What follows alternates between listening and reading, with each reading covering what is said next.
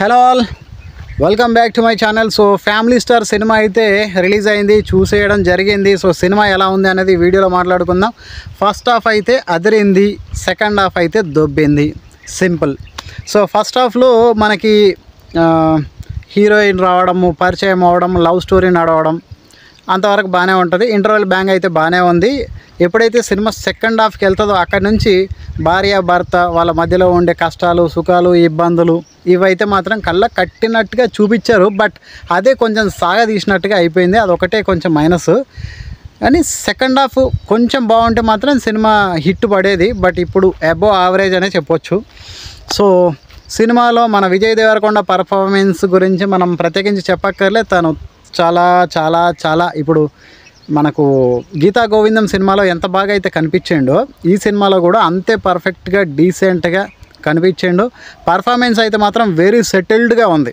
అతనికి ఇచ్చిన పాత్ర ఏదైతే ఉందో అదంతా తన భుజాల మీద, ఆ పాత్రతో పాటు సినిమా మొత్తాన్ని కూడా తన భుజాల మీద మోసినట్టుగా చేసిండు.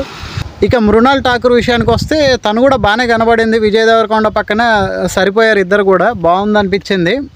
బట్ తనకు మరీ పెద్ద స్కోప్ ఏం లేదు, కానీ ఇంకా తన పాత్ర మేరకు అయితే బాగానే చేసింది. లుక్స్ అయితే వెరీ డీసెంట్, చాలా బాగుంది.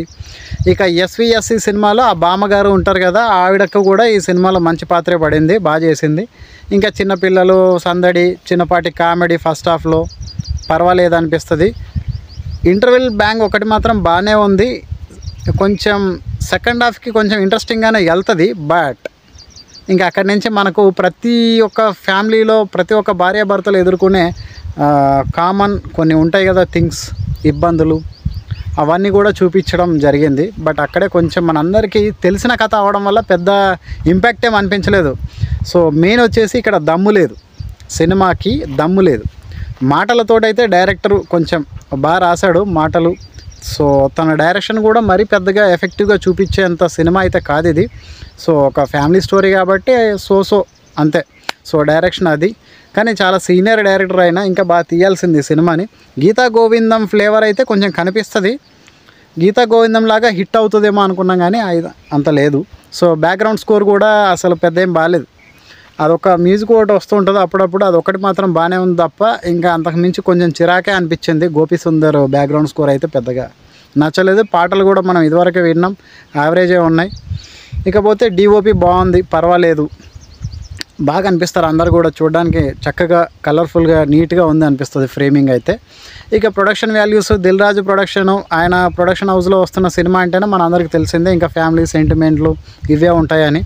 సో ఒక మంచి ఫ్యామిలీ స్టార్ అనే టైటిల్ తోటి మనకు అర్థమైపోతుంది ఇది అందరూ ఫ్యామిలీ కలిసి చూడాల్సిన సినిమా అని. ఒకసారి అయితే చూడొచ్చు, మంచిగానే ఓకే అనిపిస్తుంది. సెకండ్ హాఫ్ అసలు ఎవడు ధైర్యం కూడా చేయడు. ఒకసారి అయితే కొంచెం ఓపిక చేసుకుంటే మాత్రం ఎలాంటి ఎక్స్పెక్టేషన్స్ కనుక లేకుండా అలా వెళ్ళి కూర్చుంటే కాస్త మనకు నచ్చొచ్చు. సో అది. కానీ పర్ఫార్మెన్స్ విషయానికి వస్తే మాత్రం విజయ్ దేవరకొండ అదరగొట్టి పడేశాడు. ఇక దిల్ రాజు ప్రొడక్షన్ వాల్యూస్ అయితే మాత్రం ఏ మాత్రం తగ్గలేదు. ఎక్కడ ఎంత ఖర్చు పెట్టాలో అంత అక్కడ ఖర్చు పెట్టి చాలా నీట్గా ప్రజెంటేషన్ అయితే ఇచ్చారు. ఓకే, ఇది సినిమా గురించి. సో అబోవ్ యావరేజ్ అని చెప్పొచ్చు ఇది. ఈ వీడియో మీకు నచ్చితే లైక్ చేయండి, అట్లనే మన ఛానల్ని సబ్స్క్రైబ్ చేసుకోండి. Thank you very much.